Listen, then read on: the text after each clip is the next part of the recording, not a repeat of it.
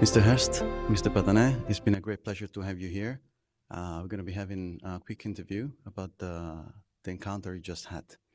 The first question, I would be happy to have a feedback about this encounter you two have. Well, thanks a lot. At first, it's a great honor to be hosted by the city of Rome, because Rome is an historic city and we have got similarities. We're both capitals. We are not that old as Rome is, but according to mobility, we've got similar problems or similar things we have to solve. And so what we talked about was that where could we work together? Where do we have the same opinions? Where do we have the same abilities to solve that problems? And we are even very comparable, yeah. I think.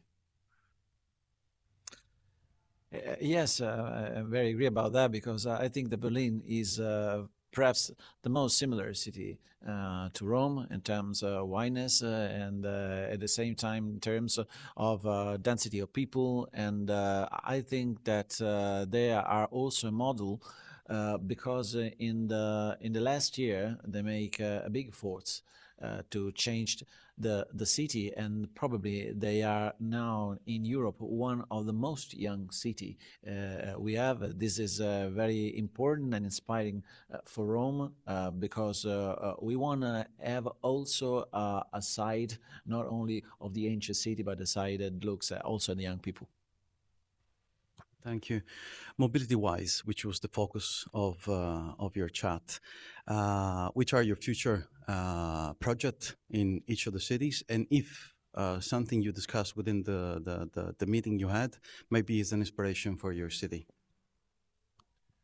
Well, you know, it's something we do for all the years. It's not a single project that I could tell for Berlin, because it's the project bring mobility to the people of our cities, each of our city, and seeing how the cities grow and where we have to get other lines, other possibilities for the inhabitants to get from one point to another point. And it's similar to try bringing trams and more buses on the street, and where possible and where payable, of course, the underground, because it's not the space that it's got to be used, that it's has to be used by trams and the buses. So the future mobility has to be everywhere and in many probabilities of transportation, like sharing cars, sharing scooters, and the normal, if you would say so, the normal transportation. So it's comparable, and that's not that single project in Berlin. It's a project for all times. Yes, we have, as you know, Rome has a gap with the other capitals in Europe, that the kilometers on infrastructure and in massive transport. I mean, so the subway lines and tramway and also the railway nodes that we have. And Berlin is one of the capital that has more lines of tramway, because they have 22 lines of tramway, and this is for this is a city that is inspiring us for this. At the same time, I think that Rome made a lot of efforts, I think, in sustainable mobility, talking about sharing mobility, talking about the 30 kilometers zone per hour, so, talking about the safety on the street, because we have to say that from 2024 to 2025, the deaths have been less, because in 2024 we have 154 deaths, but in 2025 we have 124, so 30 deaths less than the other year. So this is a big force, and they want to put in place with many tools and many instruments. 30 kilometers per hour, but plaque point, walking on a school street, walking on the pedestrianizing of the area, and so on.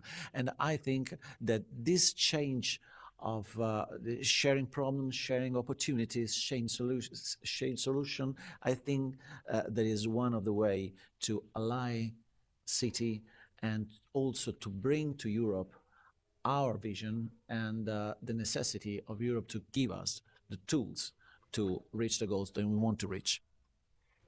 Both of your answers, which they lead to the final questions and the role of Eurocities and in engaging cities like yours to grow together. And we work relentlessly in order to create this environment for all cities to grow up together and working together rather than next to each other. So what's your point of view about this chance?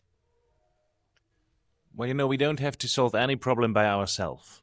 We don't have to invent the wheel a new time. And so if we talk together what each of us is doing and learn from each other and take the solutions one other has invented, this is the most important way for the future, because we don't have any resource just to do everything. None of us. Non-financial resource and non-personal resource, non-human resource.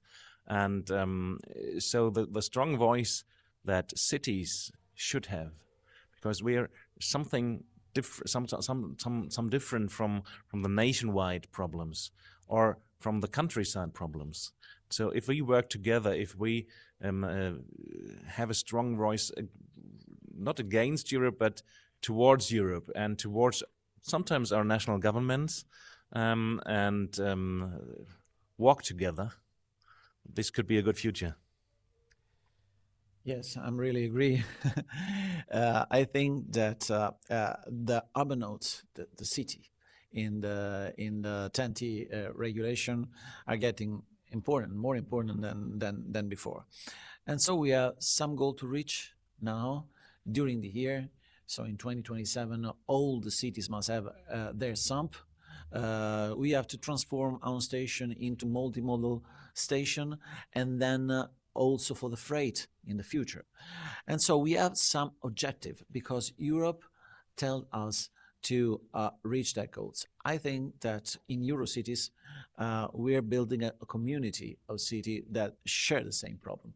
And I think that this community has the strength to bring to Europe and to the national governments our voice. The difficulties that we have in terms of balance, in terms of tools, in terms of managing the criticism that we have when you put in place some measures that are not so popular. I mean, when we put a low emission zone or we put a limited traffic zone, is not a popular measure, but we need it because we strongly believe that we have to reduce pollution, that we have reduced congestion, that we have to fighting climate change.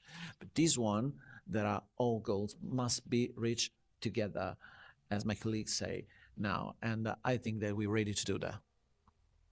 Thank you very much. On behalf of Eurocities, it's a great pleasure to have you here. Thanks to the City of Rome to host us, and I wish you all the best for the work, the hard work you do.